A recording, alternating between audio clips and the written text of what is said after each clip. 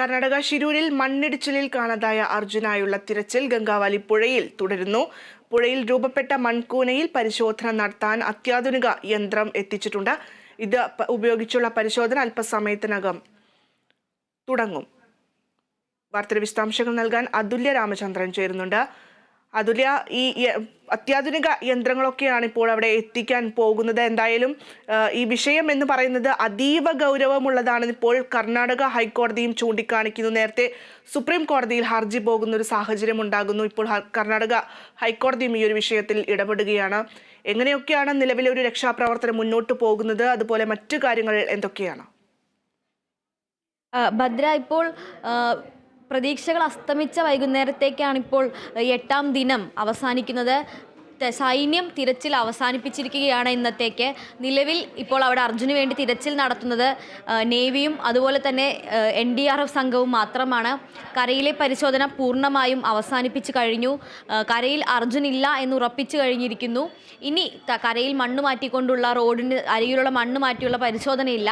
Road വൃത്തിയാക്കുന്നതിനുള്ള അല്ലെങ്കിൽ road clear ചെയ്യുന്നതിനുള്ള നടപടികളാണ് ഇപ്പോൾ കരയിൽ നടന്നുകൊണ്ടിരിക്കുന്നത്. അവസാനമായി ഡോഗ് സ്ക്വാഡാണ് പരിശോധനയ്ക്ക് എത്തിയിരുന്നത്. ഇപ്പോൾ ഡോഗ് സ്ക്വാഡും ആ പരിശോധന പൂർത്തിയാക്കി മടങ്ങിയിരിക്കുകയാണ്. അതോടൊപ്പം തന്നെ സൈന്യവും തിരച്ചിൽ അവസാനിപ്പിച്ചു കഴിഞ്ഞു. ഇനി പുഴയിൽ മാത്രമാണ് പരിശോധന. അതും ഏറെക്കുറെ ഇന്നത്തെ പ്രതീക്ഷകൾ ഒരു മങ്ങുന്ന രീതിയിലേക്കാണ് ഇപ്പോൾ കാര്യങ്ങൾ പോകുന്നത്. ബോറിംഗ് യന്ത്രം അടക്കമുള്ളവ ഡൽഹിയിൽ നിന്ന് ഇന്ന് എത്തിക്കേണ്ടതാണ്. ആദ്യം പറഞ്ഞിരുന്നത് 2 മണിക്ക് എത്തുമെന്നായിരുന്നു. എന്നാൽ ഇപ്പോൾ അരമണിക്കൂറിലെത്തും, ഉടൻ എത്തുമെന്ന രീതിയിലാണ് സ്ഥിരീകരിക്കാത്ത വിവരങ്ങൾ പുറത്തു വരുന്നത്. എന്നാൽ ഈ യന്ത്രങ്ങൾ എത്തിച്ചാൽ പോലും പുഴയിലെ പരിശോധനയ്ക്ക് വെളിച്ചക്കുറവ് വലിയൊരു തടസ്സമാകും. മാത്രമല്ല, ഈ തടസ്സങ്ങൾ സൃഷ്ടിച്ചുകൊണ്ട് നിലവിൽ മേഘാവൃതമായൊരു കാലാവസ്ഥയാണ് ഷിരൂരിൽ അനുഭവപ്പെടുന്നത്. കനത്ത രീതിയിൽ തന്നെ ആകാശം മൂടിക്കെട്ടിയിട്ടുണ്ട്. അതുകൊണ്ട് തന്നെ മണിക്കൂറുകൾ ചെല്ലും തോറും വെളിച്ചക്കുറവ് വലിയ രീതിയിൽ തന്നെ ഇതിനെ ബാധിക്കും. അതുകൊണ്ട് ഈ ഉപകരണങ്ങൾ എത്തിക്കാൻ എന്തെങ്കിലും കാരണവശാൽ കാലതാമസം നേരിടുകയാണെങ്കിൽ ഇന്ന് ആ എത്തിക്കുന്ന ഉപകരണങ്ങൾ ഉപയോഗിച്ചുകൊണ്ട് യാതൊരുവിധ പ്രവർത്തനവും നടത്താൻ കഴിയുകയില്ല. അതുകൊണ്ട് തന്നെ ഇന്നത്തെ രക്ഷാപ്രവർത്തനം ഏറെക്കുറെ ഏതാണ്ട് കാലാവസ്ഥ അനുകൂലമല്ലെങ്കിൽ ഇപ്പോൾ തന്നെ നിലയ്ക്കുമെന്ന മട്ടിലാണ്.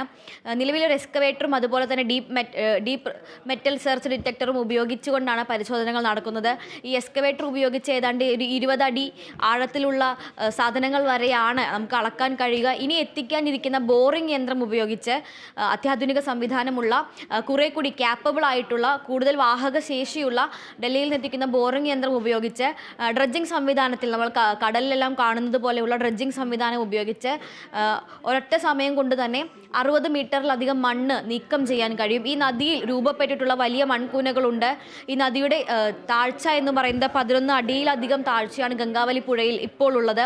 ആ 11 അടി മൂടി നിൽക്കുന്ന അത്രയും ഉയരത്തിൽ മൺകൂനകൾ ഈ നദിയിൽ രൂപപ്പെട്ടിട്ടുണ്ട്. ആ മൺകൂനകളിലെ മണ്ണ് നീക്കം ചെയ്യുന്നതിന് വേണ്ടിയാണ് ഈ ബോറിംഗ് യന്ത്രം എത്തിച്ചുകൊണ്ട് ഡ്രഡ്ജിങ് നടത്തുക. ഈ ഡ്രഡ്ജിങ് യന്ത്രം ഒരു മണിക്കൂറിലോ അരമണിക്കൂറിനുള്ളിലോ എത്തിയിട്ടില്ല എന്നുണ്ടെങ്കിൽ, കാലാവസ്ഥ കൂടി പ്രതികൂലമായി തുടരുകയാണെങ്കിൽ ഇന്ന് ആ യന്ത്രം എത്തിച്ചതിന് യാതൊരു ഫലവും ഉണ്ടാവുകയില്ല. മാത്രമല്ല, ഇന്നിപ്പോൾ അവിടെ ആകെ തിരച്ചിൽ നടത്തുന്നത് 2 സംഘങ്ങൾ മാത്രമാണ്. നേവിയുടെ സ്കൂബ ഡൈവിംഗ് ടീമും NDRF സംഘവും. ബാക്കി എല്ലാവരെയും സ്ഥലത്ത് നിന്നും ഒഴിപ്പിച്ചിരിക്കുകയാണ്. കേരളത്തിൽ നിന്ന് പോയ രക്ഷാദൗത്യത്തിലുള്ള രക്ഷാസംഘത്തിലുള്ളവരും രക്ഷാപ്രവർത്തകരും അതുപോലെ തന്നെ രഞ്ജിത്ത് ഇസ്രായേൽ പോലുള്ളവരടക്കം ആരെയും തന്നെ അങ്ങോട്ട് കടത്തിവിടുന്നില്ല. 3 കിലോമീറ്ററിനപ്പുറം ബാരിക്കേഡുകൾ വെച്ച് തടഞ്ഞിരിക്കുകയാണ്. എന്തായാലും ഇത്തരത്തിൽ നിലവിലെ ഒരു കാലാവസ്ഥയും അതുപോലെ മറ്റ് സാഹചര്യങ്ങളും വെച്ച് നോക്കുമ്പോൾ വലിയ പുരോഗതിയിലേക്ക് ഉള്ളൊരു പോക്ക് അല്ല നമ്മളിപ്പോൾ കാണുന്നത്. പിന്നെ ഇതോടൊപ്പം പറയാനുള്ള മറ്റൊരു കാര്യം എന്ന് പറയുന്നത് കർണാടക ഹൈക്കോടതി അർജുൻ രക്ഷാ മിഷൻ്റെ ഹർജിയിൽ ഇന്ന് വിധി വന്നിട്ടുണ്ട്. നേരത്തെ സുപ്രീം കോടതിയെ സമീപിച്ചപ്പോൾ കർണാടക ഹൈക്കോടതിയെ സമീപിക്കാൻ സുപ്രീം കോടതി ആവശ്യപ്പെടുകയായിരുന്നു. ഇതിനെ തുടർന്ന് നൽകിയ ഈ പൊതുതാൽപര്യ ഹർജിയിൽ കർണാടക ഹൈക്കോടതി പറഞ്ഞിരിക്കുന്നത് കേന്ദ്ര കർണാടക സർക്കാരുകൾ എത്രയും പെട്ടെന്ന് നാളേക്കകം തന്നെ ഈ രക്ഷാപ്രവർത്തനത്തിന് തൽസ്ഥിതി റിപ്പോർട്ട് നൽകണം. ഇതുവരെ രക്ഷാപ്രവർത്തനം എങ്ങനെ നടന്നു, ഏതുവരെ നടന്നു, എന്താണ് അതിൻ്റെ ഫലം, ഇതിനെക്കുറിച്ചെല്ലാമുള്ള വിശദമായ റിപ്പോർട്ട് നാളെ തന്നെ കൈമാറണം എന്നാണ് പറഞ്ഞിട്ടുള്ളത്. കേന്ദ്ര സർക്കാർ നിലവിൽ തന്നെ ഈ രക്ഷാപ്രവർത്തനത്തിന്റെ പുരോഗതി കോടതിയെ അറിയിച്ചു കഴിഞ്ഞു.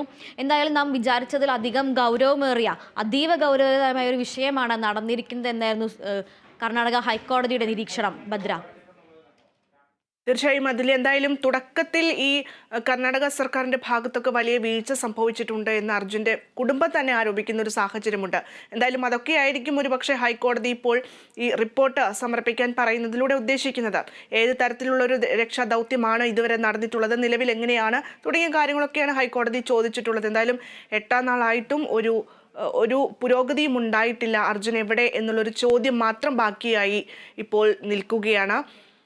ഇപ്പോൾ നേവിയുടെ സ്കൂബ ടീമും അതുപോലെ തന്നെ NDRF-ഉം മാത്രമാണ് ഇപ്പോൾ തെരച്ചിൽ നടത്തിക്കൊണ്ടിരിക്കുന്നത്. കരയിലെ തെരച്ചിൽ പൂർണ്ണമായും അവസാനിച്ചിരിക്കുന്നു എന്നാണ് നമുക്ക് ഈ ഒരു ഘട്ടത്തിൽ മനസ്സിലാകുന്നത്.